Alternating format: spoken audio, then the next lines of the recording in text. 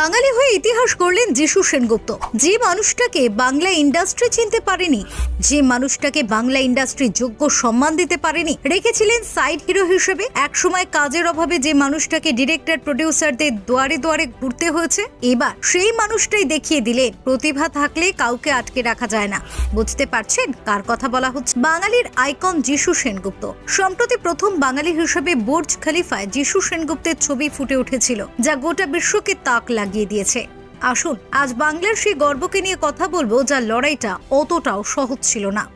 ভারতে আইপিএল এর পাশাপাশি আরেকটি লিগ রয়েছে যেটি ভালোই জনপ্রিয়তায় রয়েছে এখন। ক্রিকেট দুনিয়ায় আইপিএল এর পরেই নাম আসে সেলিব্রিটি ক্রিকেট লিগ অর্থাৎ সিসিএল এর। 10ম মরশুম শুরু হয়েছে 2রা ফেব্রুয়ারির সন্ধ্যায় দুবাইয়ে একটি সুন্দর অনুষ্ঠানে বুর্জ খলিফায় এই লিগের এক দুর্দান্ত প্রোমো তুলে ধরা হয়েছে। আর সেখানেই বাংলা থেকে উপস্থিত ছিলেন যিশু সেনগুপ্ত, যা সত্যি আমাদের কাছে গর্বেরও বটে।